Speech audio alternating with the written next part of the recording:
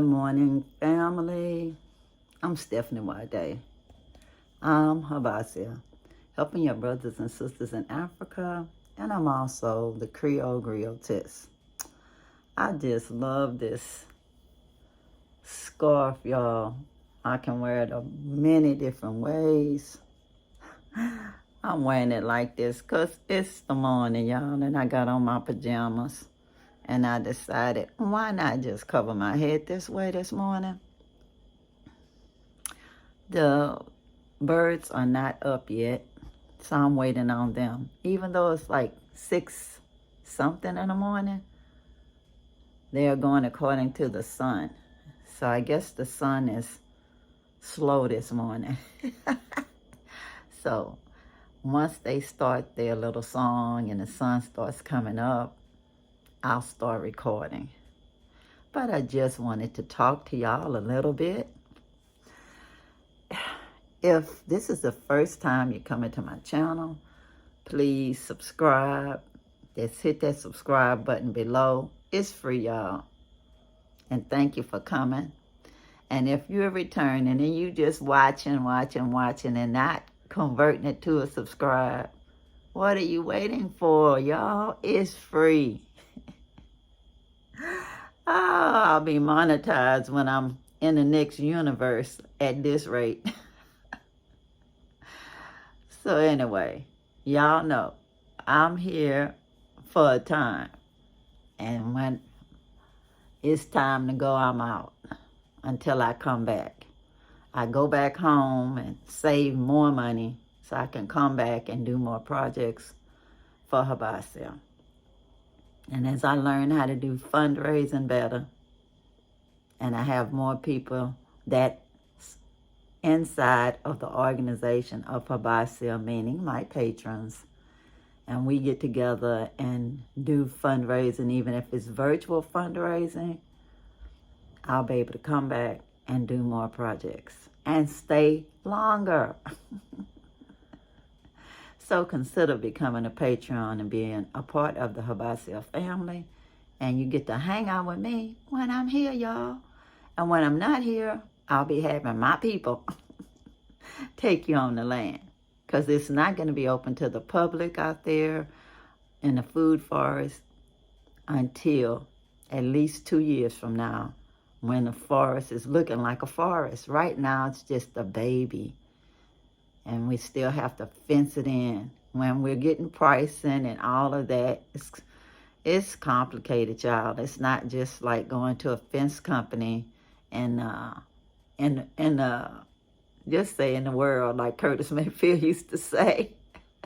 You got to actually find out how much the bricks cost, et cetera, get the people to put them together, or let them get the cement and then mix it up.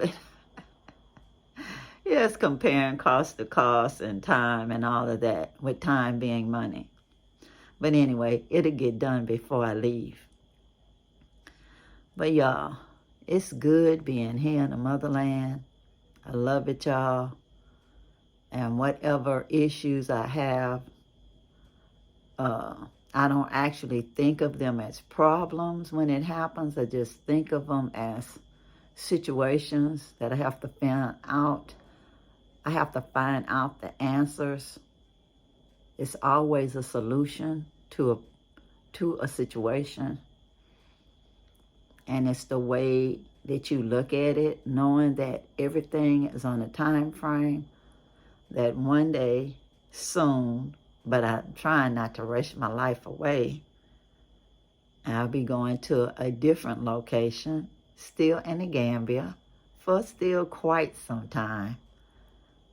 And y'all will see, and then see if I have any new adventures that I want to talk about. But anyway, y'all can see I still have what? The lights. And this is something in this particular Airbnb, because y'all know I'm a storyteller. I relate everything to me. I'm not talking about nowhere else.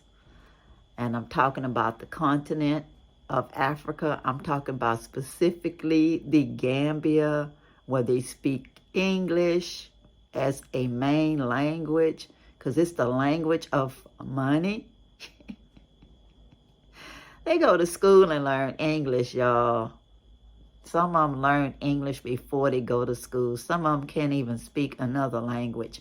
The ones that's elites, and they go to private schools. It just depends, y'all. This place has lots of layers. And lots of layers. So it can't really be put in a box. I choose not to go to the places where they don't speak a language that I can easily interact with people, because I love forming relationships right away. I don't want to have baby relationships where I'm only speaking baby talk to them, because I only learn a few words. I did take a Wolof class before I came here the first time, and I did not find it helpful at all. I had to ask my teacher on WhatsApp just to ask how to get an egg when I was in like Bruford Villa, you know, because the grocer on the corner didn't speak English very well, you know, because he hadn't been educated as much. But when I go to all of the supermarkets, which is plentiful, but I was just trying to do cooperative economics with somebody in my little local area, you know. And it was fun, y'all. I learned a lot. He learned a lot from me. But if you go to the supermarkets and you go to, just say, Senegambia market or the craft market, everybody speaks fluent English. And not just fluent English, they speak so many other languages, including Dutch. Let me see. I know I heard them speak Dutch, French, and who knows how many other languages they speak, you know. I know it's Wolof and Mandinka, but not everybody speaks every language. But mostly everybody speaks multiple languages, you know. So anyway, the people that don't speak English here that I found have been the foreign visitors from European countries, you know. They asked us, do y'all speak English? And I looked at him like, I know he must be kidding, but he was serious. Poor fella had gone to the ATM machine and he didn't know what inquiry meant. You know, maybe he was from Sweden or somewhere where they don't learn English, I guess, as an extra language, and they go touring English countries and can't even use the ATM machine because they didn't know the difference between inquiry and withdrawal, that we had to do baby English talk to him for him to understand how to use the ATM machine, because he saw Kenyatta do it and got money and left, you know, and was leaving anyway before he asked us, do you speak English? He knew enough English to ask that we speak English, and we had to speak in baby talk so he could understand. But we surely did not have any relationship forming from that form of baby talk. And I didn't have any more respect for him because he was speaking in English. I just knew that he was trying, and that was that. So we helped him the best we could, and then we just moved on. You know, I was like, look, I'm here to hang out with other folks. Sorry, oh. I was just keeping it real. So we helped him, and we kept on, because I don't mind helping. Once I found out he wasn't being, so he wasn't trying to be funny. But anyway, y'all, like I said, that's the only person I can really remember that actually didn't understand English here. Some guy that's probably from, I don't know, Sweden or Germany or one of these places where they don't speak English but baby talk, and not that very well.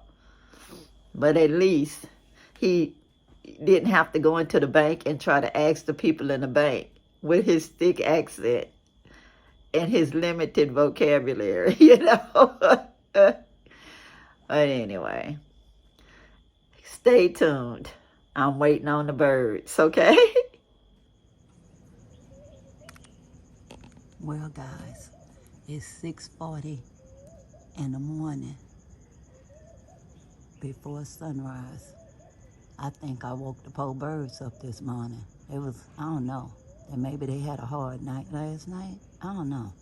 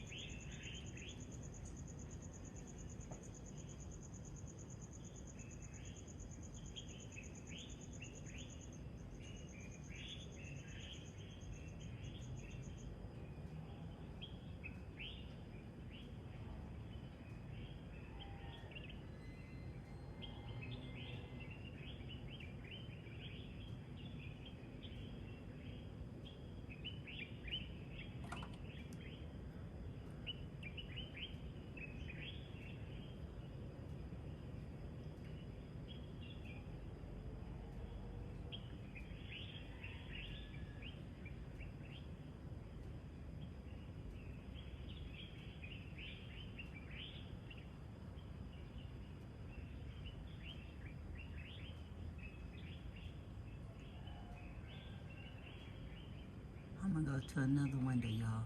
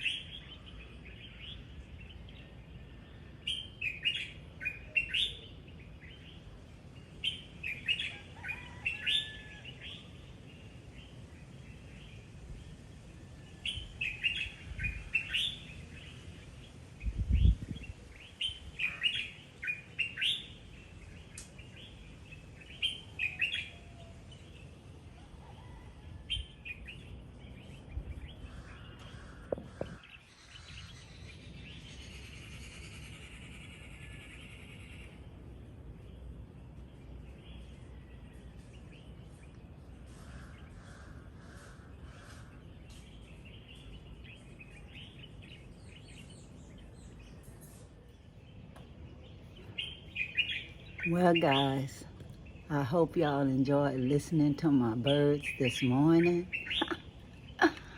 I surely enjoyed listening to them. And I'm behind my bedroom window, y'all. Mothership. From the mothership, my bedroom. And the Gambia. Stay tuned for more episodes. Peace. Peace. Power to the people. And I'm out, y'all. Bye.